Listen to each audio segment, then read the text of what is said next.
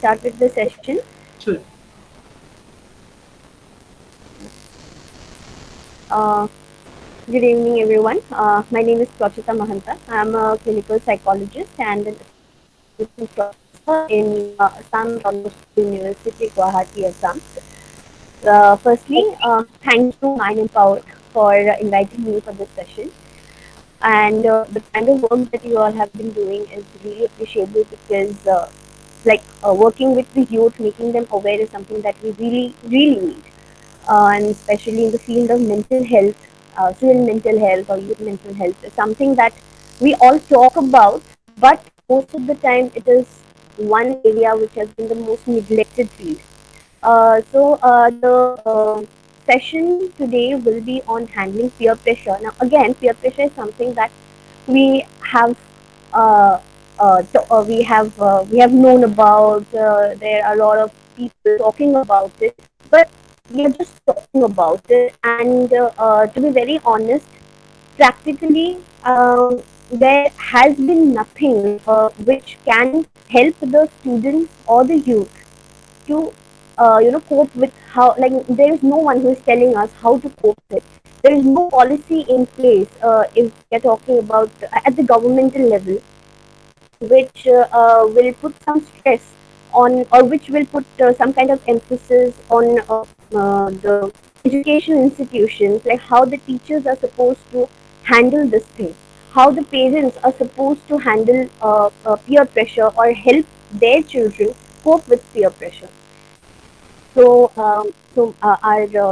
Our discussion today will be on that.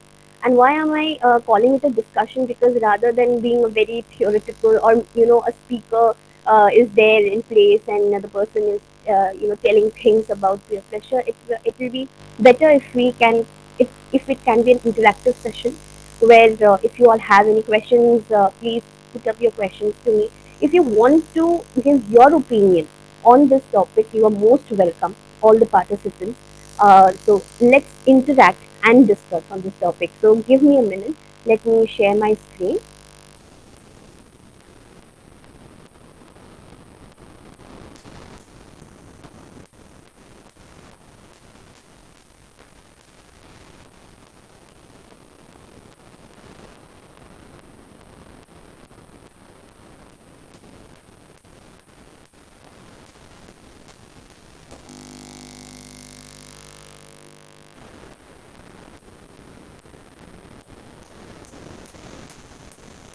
It's clear, ma'am. We can see it.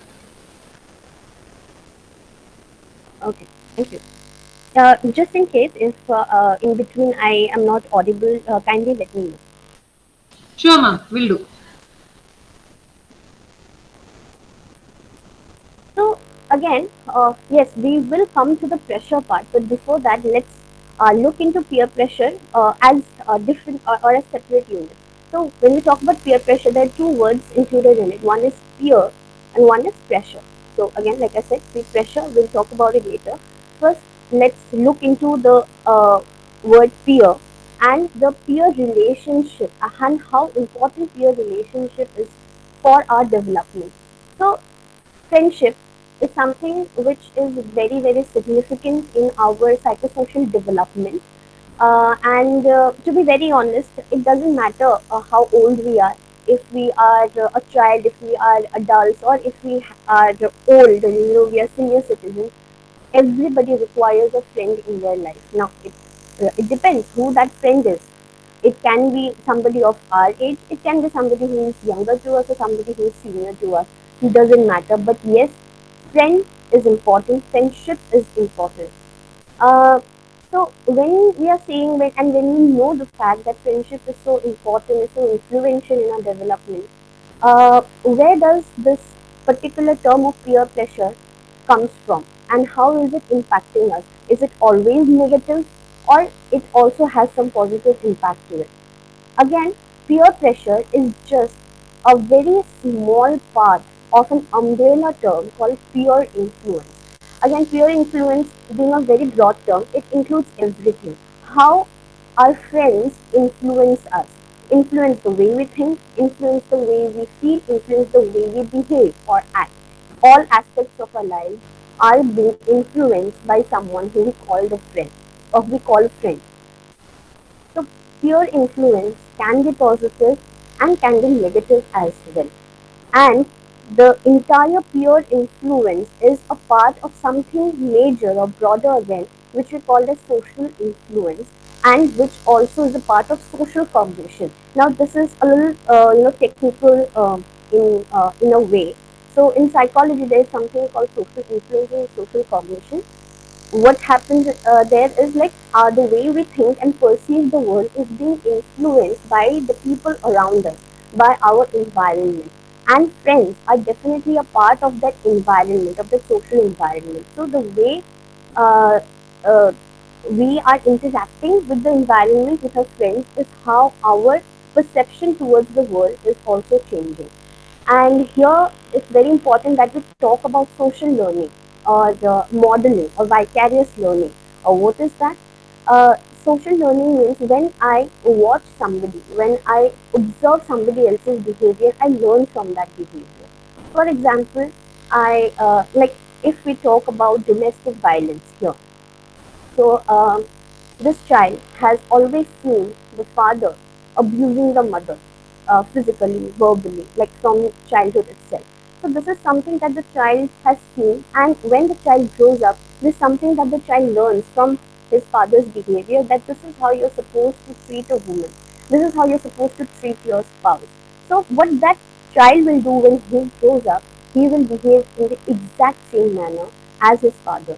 So why? Because the child has learned this behavior vicariously. So and this particular thing also applies to our friendship, to what we are calling as peer influence. So the way my friends, my friend circle behaves is what I learn, and I think that the way my friends are behaving is the normative, is the normal, and so I also need to fit into that normative. I need to fit into that narrative, and I need to fit into that supposedly normal situation. So I also try to change my behavior in that way. And if I do not, suppose if I do not try to fit into that narrative and the normative, if I don't, if I try to be somebody who is different, then what will happen? Most probably, I will be punished, or I'll be rejected by that group of my friends. But in case I try to fit in to their narrative, to the way they are behaving, to that particular normal, then I will be rewarded. Now, when we are rewarded, what happens? It kind of influences our behavior, and we try and we maintain that behavior as well. Again, if I take a very technical term from psychology, I'll call it as a positive reinforcement. So what happens? Like, see, everybody, all of us likes to be rewarded, right? We all love to get appreciation, we love to get some kind of gifts and praise from our friends, whenever, whatever, friends and others, our parents, adults, whoever it is, for whatever activity that we are doing. Uh, just give me a minute. I'm extremely sorry. Just give me a minute. Sorry.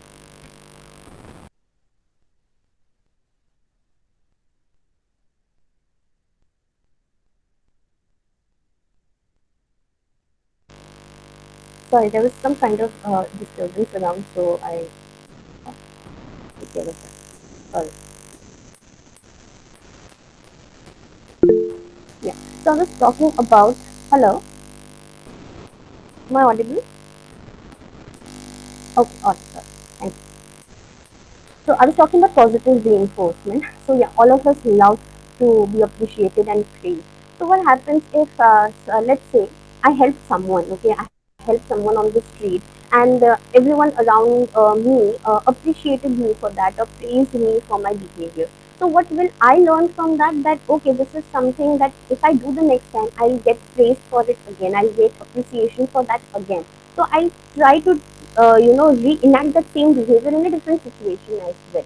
So this is what influences us when we are in a group, in a peer group as well. So if I do the same thing as my other friends are doing, then I will be appreciated by my friends. My friends will accept me as a part of that group. So and if I am being accepted in that group, if I, my need for belongingness, very important, the need for belongingness is being fulfilled, then I'll feel good about it. And so what I'll do is, the next time as well, I'll try to conform with my friends. I'll try to behave in the exact same manner that my friends want me to behave. Doesn't matter what I think or I believe in, but what is important for me, what is important to me is that my friends should appreciate me, because that fulfills my need for belonging, my need for affiliation to something. So that makes me feel good. And if I do not, I will be rejected or I'll be punished, which again is not a very pleasant feeling for me. So I will try to avoid engaging in any kind of behavior that may increase my chance of being rejected. So conformity, like social conformity is also something which plays a very important role in peer pressure. Now let's see what exactly peer pressure is, what different researchers talk about.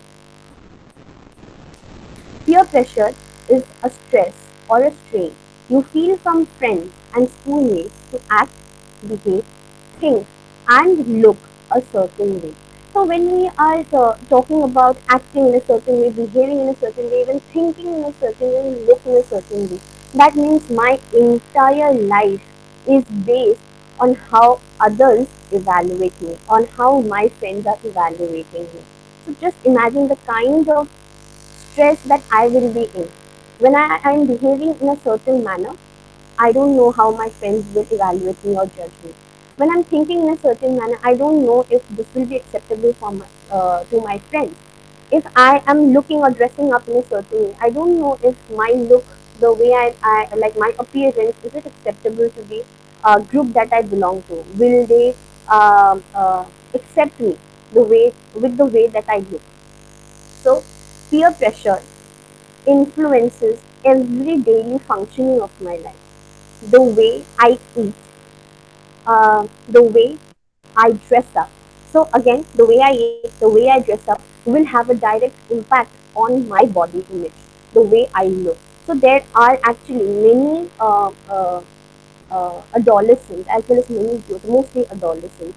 This is what research says, that they suffer from body image issues because they are under certain kind of peer pressure. Yes, we definitely talk about how media is influencing us and they are showing a certain standard that this is how you are supposed to look like, right?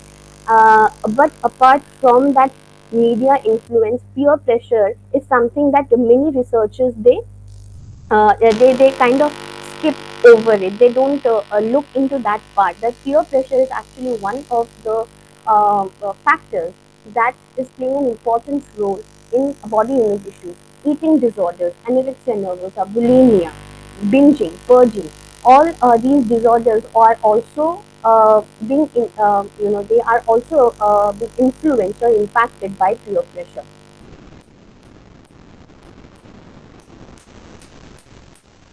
And apart from that, substance use. So when we're talking about substance use, will take into consideration drinking, smoking, or any other kind of risky sexual behavior. These are also part of the peer pressure that we generally know of. Now again, uh, when we say peer pressure, doesn't mean all that or it doesn't always mean that it will be negative in nature. It can be something which is positive as well. However, again, research and whenever we talk about peer pressure, we mostly focus on the negative part. However, peer pressure also has a positive part to it. And like coming to that, there are different types of actually peer pressure which are present. So let's look into those types so that we understand that if, for example, supposedly, God forbid, if right now somebody is feeling that kind of pressure in their peer group, so that we at least we can understand which category of peer pressure are we experiencing right now. So like I said, positive peer pressure. So it is the peer pressure when someone encourages or supports us to do something good. So a friend, if he or she is a good friend of mine, that person will always push me to do something which is good, not only for me but for the entire society as well. For example, that friend might influence me to take up to volunteering, because my friend or my friends, they are always volunteering in some organization, and I'm the only one who is not volunteering. So what will I think that everybody is doing that, so let me also do that. And it might so happen that when I am helping others, when I'm volunteering for like for a good cause, I feel good about myself that I am being helpful for somebody, I'm contributing towards something. So I am feeling good about my contribution. And of course that again, it increases my self esteem and the way I perceive myself, my self worth. It increases my confidence over my abilities as well. So this is what positive peer pressure does. It doesn't always reduces our self esteem, but it can also increase my self esteem, my self worth, and my self confidence as well. Now, coming to negative peer pressure. So, it is negative when someone tries to get another person to do something that they know is not right. So, most of the time, if I am being forced to take up a drink, I usually don't drink, but my friends are forcing me to drink. So, I personally know that I am going against my value. I don't support drinking. So I have a negative attitude towards drinking. Why? Because I know it is harmful for my health. Secondly, this is not acceptable in my family as well. This is against my family values as well. So I have learned this from my family, from educational organizations and everything. Like education information has taught me that drinking is not good. So I this is my value, but my friends are forcing me to go against my own value. So I know that what I am doing, what my friends are forcing me to do is not right. However, I give in to that pressure. Why? Because I want to fit in with them. I want them to accept me. I want to belong somewhere. So that is the reason why I might drink. So that is negative pressure or negative peer pressure. Next is active pressure. So active pressure may be in the form of an explicit offer to drink alcohol or a verbal criticism for refusing to drink. So this is just an example, like the example that I gave. That if somebody is offering me a drink, and if I refuse, that I say that no, I don't want to drink. They are criticizing me, insulting me, that you are like the term that many that a particular term that many people use, that you are sissy, you do not have the guts to drink, you are very uncool. Okay, so that is active pressure. Next is passive pressure. Passive pressure is based on a teenagers or individuals' desire to fit in and adopt the values and practices of their fellow members. Passive social pressures can then further be divided into social modeling of alcohol, that everyone's doing it, so let me also do it. And because everyone is doing it, so maybe this is what a teenager is supposed to do, or this is what a young adult is supposed to do. They are supposed to drink because drinking alcohol at this age is normal because everyone is doing it. And also the perception regarding versus alcohol use.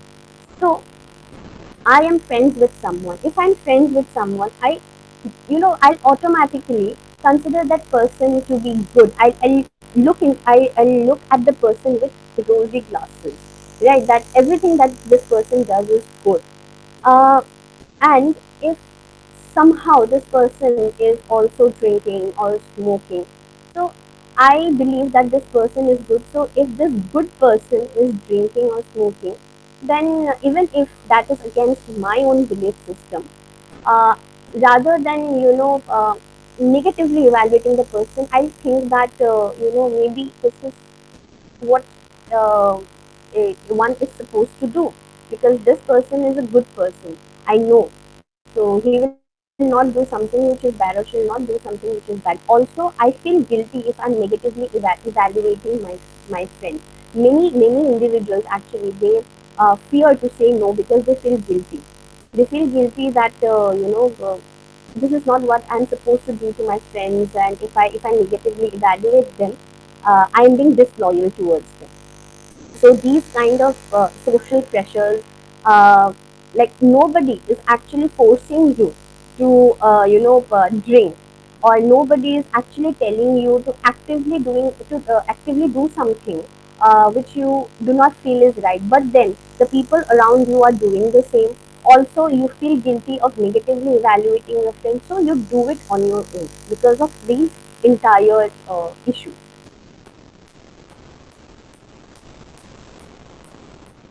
Okay, so what are the different ways that your friends can influence you? First, they can directly influence you by teasing you, coaxing you to do something, forcing you to do something, treating you as an outcast, ignoring you, showering you with insults, verbal criticism. Then second is reasoning. This is something that people, especially adolescents, they find very difficult to cope with. When your friends give you hundreds of reasons why you should actually drink. Now we are only talking about the negative aspect, not the positive ones. Okay, so your friends are giving you a list why you should be actually drinking or smoking. Sometimes we find it very difficult to go against those reasoning. Why? Because at that moment I am not able to think of any other reason to counteract my friend. Okay, or to counter react to my friend's reasoning. So this is one way of influencing the friends around them. Unspoken pressure, like what we have already discussed in the previous slide about passive pressure. Nobody has asked me to drink or to smoke, but because everybody is doing that, so maybe that is a norm to do so. I should also be, doing the exact same thing.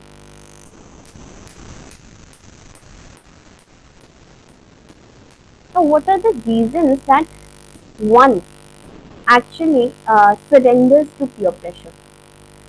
Peer pressure is mostly, you can see this entire phenomenon of peer pressure in adolescence. I'm not saying that young adults and adults are not under any kind of peer pressure, they are, but um, it is mostly very difficult for adolescents to cope with it.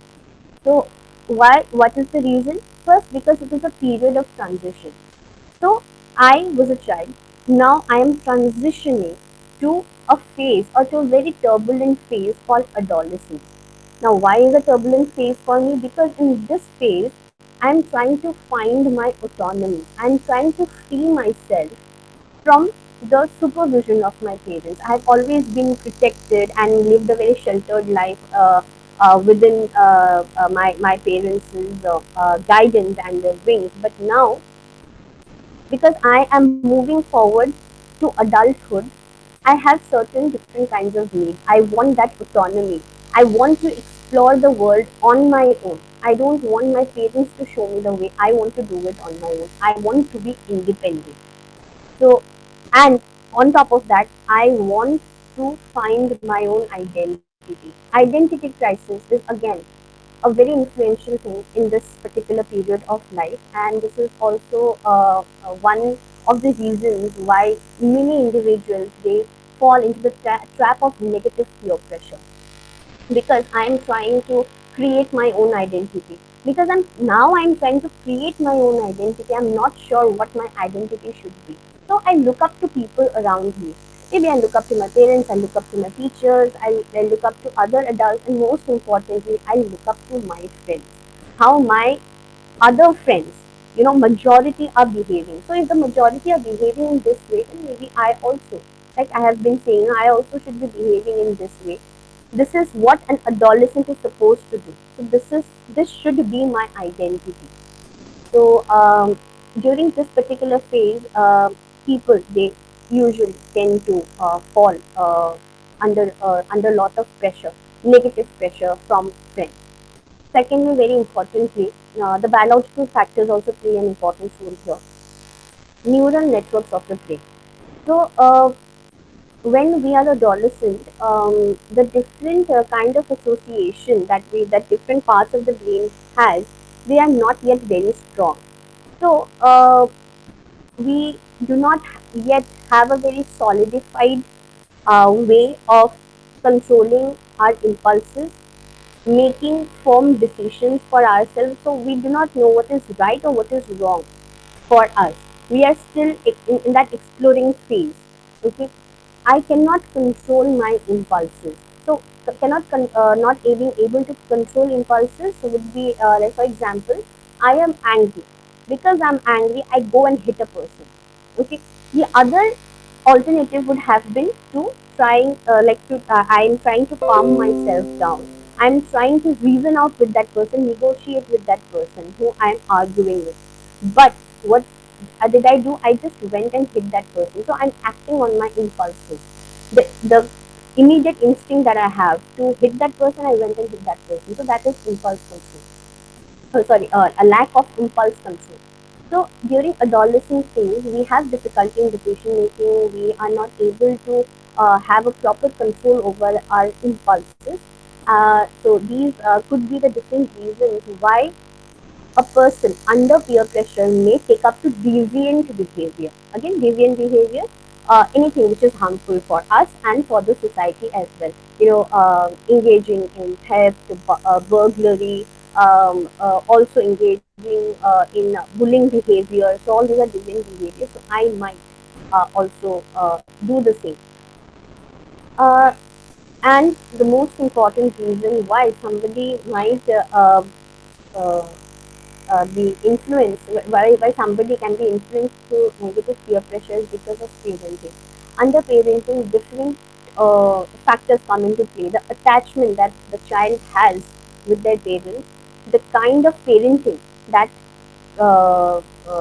this child has got from their parents, the kind of communication there is within the family members, everything has an influence over the way I look into myself, or I look at myself and I look at the world around me.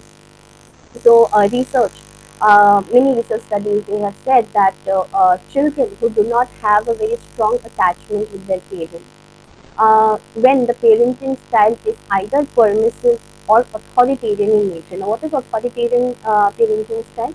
That the parents are extremely strict. They do not give the child the boundary that they require.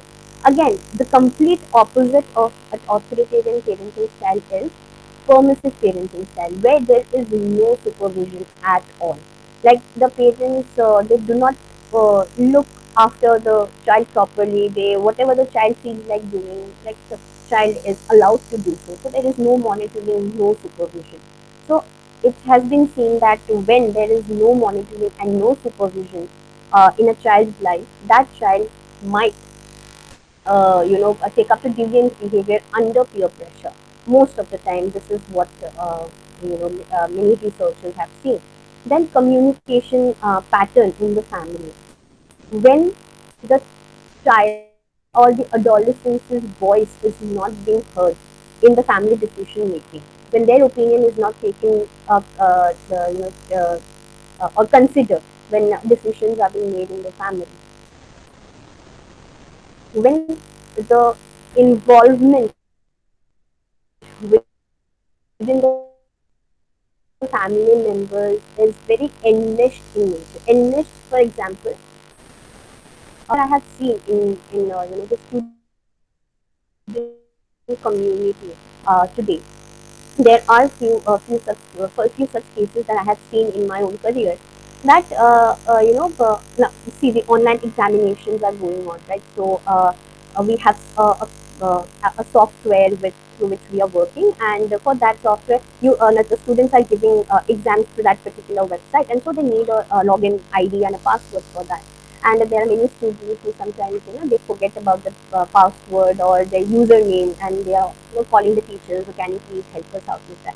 And of course the teachers are helping out, but then there are certain students who would panic because of that, and then they immediately go to their parents because they've forgotten the password, and the exam is just the next day, the next morning, and because of some carelessness of theirs, they were not able to log in properly, whatever it is. The parents would immediately call up the teachers or some other supervisor, and then they would say that you are not helping my child out, my child is crying, my child is panicking. So what the parents should have done in that case was asking the child to calm down and think properly what the password is. If the child is not able to remember, then the parents should have asked this child or the student to call up the teacher the next morning and take the password from them. Okay, but the parents, what they did, that particular parent, what he or she did was immediately called up the the faculty members or the university people and started, that how can you do this to my child?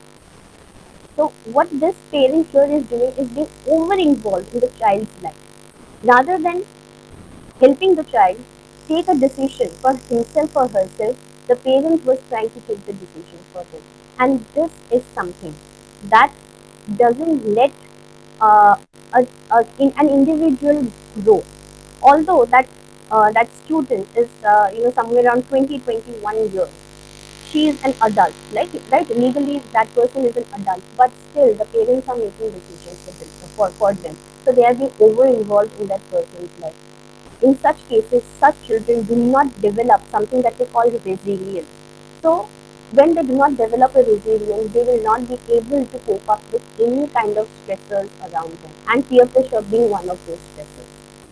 So, yeah, these are few of the reasons why somebody might uh, uh, be influenced through peer pressure.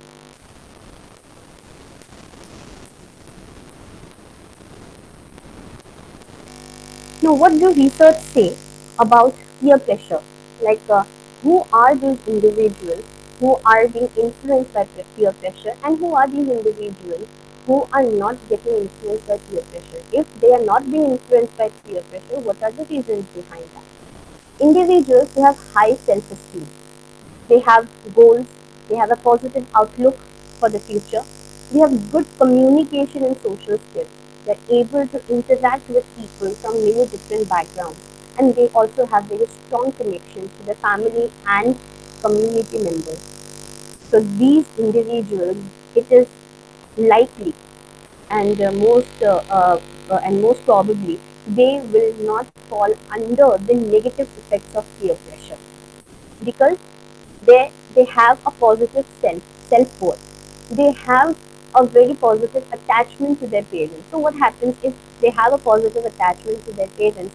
They know that they can fall back on their parents whenever there is a problem. So they go and talk to their parents, and thus they can resolve that issue. They can resolve that conflict. They can that particular child who has a positive attachment to their parents, they can get some ideas from their parents itself how to deal with this particular with this issue of negative peer pressure. So these are the people who will not be influenced negatively by peer pressure. Now, contrary to that, who are those individuals who would fall under the negative influence?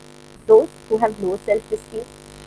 They are experiencing problems in their family dynamics, such as there is an issue of a divorce, parents are alcoholic, or any other family member is alcoholic. There are issues of drug addiction or substance abuse, or there is an issue of unemployment. So so here we can very clearly see that the family environment is very distressing, not very congenial for a positive psychosocial development of an individual. Individuals who come from families where there is little support or communication, they strongly identify with only one ethnic or community group, feel distant from school and community activities, that is, they do not have a very strong belongingness to their school and school community, and they are afraid of not belonging or fitting in. Now, I would like to draw your attention to the part where I said that somebody who strongly identifies with only one ethnic group. So, what is the harm in identifying ourselves with only one community or one ethnic group, whatever that is, with only one group? The reason is because I don't know how others are behaving. I am I am understanding the world from only one perspective, and that is the perspective of the group that I belong to, of the community that I belong to, right? And every community we all know that every community they have their own rules, norms, rules and regulations, isn't it? So my community has a certain way of acting, behaving, thinking, and doing things. So I only know about this way of thinking, acting, behaving, or feeling. I don't know is and what is the alternate option. I don't know what are the other ways that I can look into a situation or look into the world. So and also my belongingness, or my need for belongingness, my need for autonomy, and the need for affiliation is fulfilled by being in that one group itself. For example, someday I have to, stand up against that group, and that group rejects me. Where do I go? I don't have any other place to go to. I don't have friends from outside my group who will accept me. I cannot, fall back on somebody else in case this group rejects me. So I have this fear of being rejected. So what I'll do, I'm afraid I will stick to this one group itself and follow whatever they tell me to do. I conform and I obey to the norms of this particular group that I belong to. And then again, many researchers have studied school belongingness or belongingness to a particular educational community. In case I do not feel that my teachers are supportive of me, if the school community, the authority, they are supportive of every student. So whenever I am in problem, I will not go to them because I do not trust them. I don't have that faith in them. Yeah.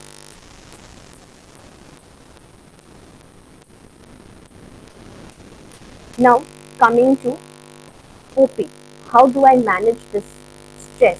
How do I deal with negative peer pressure? How do I cope with it? First is think positively. When I'm saying think positively, who do I think positively about? Is it my friend? No. I need to think positively about myself. I need to respect and love myself first. It's okay. It's completely fine if I make a mistake or two. I need to forgive myself for that. What is important is I have learned from my mistakes and I am trying to be a better person. So I need to recognize my efforts. Most of the time, most of us, again, it doesn't matter the age, everybody, we do not, all of us, we do not recognize the efforts that we are making. We usually evaluate ourselves from somebody else's eyes. Okay, so that's why we are always very worried about log kya kahenge, what will others say. And this is not only something that I have learned it on my own. This is also something I've learned from others, because most of the time we have heard from my elders, don't do this, otherwise what will others say, what will the others think of you. Don't do this, log kya kahenge, right? So I need to start thinking positively about my own strengths and my own weaknesses as well. Like thinking positively about weaknesses, okay, fine. I recognize, I identify my weaknesses. So what is the next thing that I can do to overcome my weaknesses? So this is something that this is a mindset that all of us need to develop. Know your values. What are my values? I had given an example that drinking is a strict no for me. It's not because my parents have told me so, my elders in the family have told me so, but because I know that it is not good for health. Stealing is something which is not good, is not a moral value. It is harming somebody. Involving in some kind of vandalizing behavior. This is not something good that it's not good that we are destroying somebody else's property and damaging them, damaging their property. So these are my values. So I need to be very clear on my values. The problem comes when I am not very clear. I am confused with my own values. So uh, the the efficient thing to do is don't keep a lot of values. Be very particular about your values. The list of your values shouldn't be very, very, very long, because there are chances that even I will not be able to, fulfill those values, all those values. So it is always good that you keep very few values with you and stick to them. So if we are not yet clear with our values, or we have not yet identified our values, I think this is the right time. Go back home, start thinking about what are your values, and make a list of them, a very small list, and try to stick by them. So knowing the values is very important, because if I am very confident with my values, if I know them very clearly, even if my friends force me to do something against my values, I will have that courage to say no, because I believe in them, and I, follow them very strictly.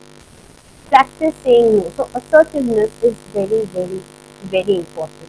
Uh, Again, many people, they feel guilty when they say no. We need to overcome that guilt. There is, uh, one shouldn't be. One shouldn't feel guilty about saying no to your friends, because again the value part comes in over here, because I know that if I do what you are telling me to do, so I will go against that value, and if I go against my own values, then I will not be able to respect myself. So again, the first 2 points are also related over here. uh, Thinking positively, right? Respecting the self. So if I say yes to you and I don't say no to you, I will be disrespecting myself. So start saying no to whatever you think is not right. With whatever is not right for you, say no. Now, how to do that? Uh, when we are saying no, just stand up straight to that person. Don't slouch, because see, again, non-verbal gestures also play a very important role in communication. Okay, so when I'm slouching, that shows that I'm not confident with myself and whatever I'm saying. So stand up straight with your shoulders squared. Look into that person's eye if it is possible. And again, being assertive and being aggressive, both are very, very different things, and it's a very actually thin line between them. Do not look into the person's eye as if you are trying to intimidate that person or threaten that person. Okay, try to be very neutral with your expressions, as if you are not like you're not judging what that person is saying. Again, because when we start giving judgy look, the other person will get very defensive. So we do not want that friend to get defensive, because if they get defensive, they force us all the more.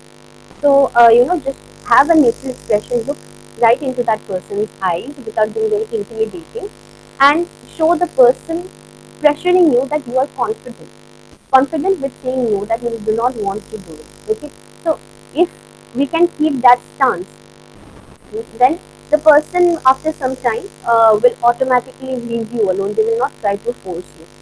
And one more thing, once you have said no, because saying no also takes a lot of courage.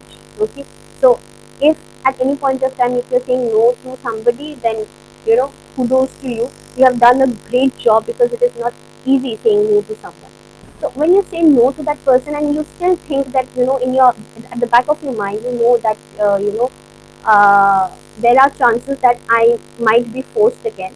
So what you do after you say no, being very confident, you're saying no, you move away from that place. You go to somewhere else. I'm not saying that you should avoid that person, escape from that place. No, you're not escaping from that place, but you are just moving to another place where there is no pressure around you. So just leave that place, leave that area as soon as possible, and if you need, and in case you need that, only if you need that. Very important. Remember, it's always one versus many. Now, when I say it's one versus many, it might seem that I am the only one, and that I am the one, and many are my friends. So I am the one standing against my friend. Actually, this is not the case. In reality, the one who is forcing you is the one, versus the many of you who are giving into the pressure of that friend of yours. This is something that we usually don't realize and we don't recognize, and we feel very alone when we are, standing against a person.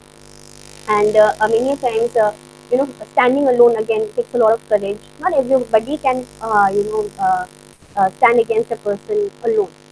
So this is something that we need to remember, that the person who is forcing me is actually the one, and I am the one who falls within the majority, who might not have liked what this friend has been telling us to do.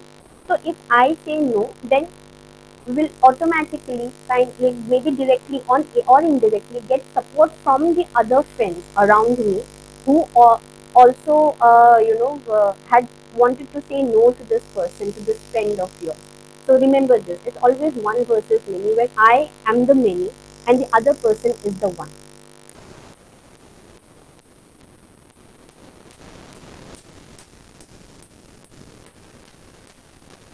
I'll just wrap up within 5 minutes. We're almost done with our session, and then we can have discussion as well.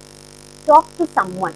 Talk to someone around you, to an adult maybe, or to another friend of yours, or maybe to someone who is junior to us as well. But talk to someone if ever we feel the need, if ever we feel that I am not able to cope with the stressors around me, just go and talk to someone, or a completely neutral person who doesn't have anything to do with your situation. You can talk to them as well, not expecting that I will get something, some beneficial advice from that person or feedback from that person. It's just that I need to talk to someone, because once I start talking, what happens is, like, it's the same with writing. Okay, this is something that we do in our therapies as well, that we ask our clients to write thought diaries and all that. So why do we ask them to write it down? Because when we are writing down, we are focusing on what we are actually writing. We are focusing on our thoughts. So when we are focusing on our thoughts, paying attention to what we are thinking, we go on an introspective mode. So when we introspect on things, many a times we have that insight, that aha moment. Okay, so I was thinking this way. So if I would have behaved in a different way, maybe things would have been very different. So I get some kind of solution from myself. So it's very important. So again, talking to someone, when I'm saying something, I'm paying attention to what I'm thinking right now, what are the words that I am putting out, right? So again, introspection can give us some insight to our problem. Identify the one person around you who you can call a friend. Not necessary that you should have many friends around you. In one person is enough, to get by or sail through a crisis period. And again, that friend, like I said, age doesn't matter, gender doesn't matter, caste, creed, community they belong to doesn't matter. And many times, especially amongst youth, and I have seen this with the kind of population that I am dealing with, not only as a teacher but also as a clinician. Many of them, they consider themselves to be completely alone. They always feel that they have no one around them. Okay, like absolutely no one, because they believe that if you have 10 friends around you, 20 friends around you, only then you will feel very you will have that fulfilling kind of a feeling. You will feel very satisfied. But it is not the reality. So whenever they say that I have absolutely no one around me who I can call a friend, nobody understands me, I deliberately ask them to identify one person around them. Not necessarily that person is your friend, but somebody who you trust more compared to others. And when I gave them this task, I gave them one week usually to identify that person. And when in the next session they come to me, they usually come to me with a list of 5 such people. From saying that there is no one around me, to identifying 5 people around them who they are close to, who they actually share a lot of things with, and they get some constructive feedback also from that person. But those 5 people are not who they call as friends. Okay, they might be sometimes they write down the name of the teacher, sometimes they write down the name of their grandparents. So that person who you're close to, who respects you, your ideals, your attitude, values, who do not force you to go against your values and ideals, that person is actually a friend. So maybe we need to rethink on the definition of a friend, who we define as a friend, and identify that one person. It's very important. And trust me, all of us, we do have that one person around us. It's just that we have never paid a lot of attention to it. Being mindful to our own feelings and beliefs about what is right and wrong. Like I said, in adolescence phase, biologically, our neural networks are not very strong that at that point of time, so we cannot make proper decisions. But once we reach the age of 18, 19, 20, our neural network associations they get stronger, and then it aids to our decision making ability as well, capacity as well. So by this age, the age that you all are right now, you all know what is right and what is wrong for you. So we need to be very mindful of what I believe is right or wrong. Sometimes I might be in a dilemma. I don't know what is right or wrong for me. I just share this technique with you, which we call as cost and benefit analysis. So what is cost and benefit analysis? If I am not able to make a decision and I'm in a dilemma, I'll write that situation down and I'll try to write the disadvantages that I'll have from that situation. If I make this decision, what are the disadvantages and what are the advantages for me? And then just imagine keeping the costs and benefits in weighing scale. Okay, so you put both costs and benefits on both the sides of the weighing scale and try to weigh them. Which side weighs heavier for you? The side which weighs heavier for you is usually the side which will give you that insight what decision you should be taking. For example, I feel that if I make this decision, the side where I'm putting the cost weighs heavier. Okay, so if I am having more disadvantages by taking this decision, so why should I take this decision? Why should I go with that? I should, choose for the alternate option. So cost and benefit analysis, usually helps us in reaching to a conclusion and making a proper decision. So you all may use the cost and benefit analysis.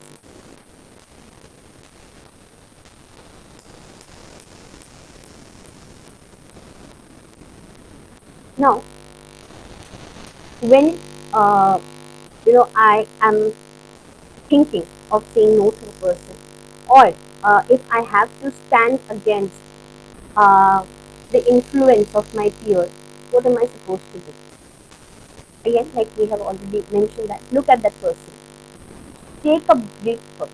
Take a breath first. Okay. Do not just in a hurry. Do not just utter words. Take a breath first. Calm yourself down. Find the right words. What are the exact words that you want to put out to your friends or convey to your friends? Okay. Think it through. I found the words and I'm conveying it immediately. No. Think. Think if these are the right words that I'm supposed to say to a person. Use a very calm and assertive voice tone. So be calm, assertive, not being aggressive, assertive, and try to convey it in a very neutral way. You shouldn't come out as very threatening to your friends or to your friend. Ask what we could do instead. Let's say a friend asks a boy that we should steal that person's pencil. Okay, at school level, we should steal that person's pencil. So that the child who is being forced to help the other friends out, steal a classmate's pencil or pencil box, that child can ask, I don't think so this is the right thing to do. Can we do something else apart from that? Like if you are bored, let's go and play something, play a game. Let's play something, play a game which is interesting for all of us. Is there anything else that you would want to do? I will definitely join you in that. So ask what we could do instead. Say clearly that you do not want to engage in inappropriate behavior. And you should be very clear in that, like it shouldn't be there are pauses in between when we are communicating. So when we are taking pauses, it shows that I am not confident with, I don't exactly know what I am trying to say. I am not confident with what I am saying. So be clear, very clear in what we want to say.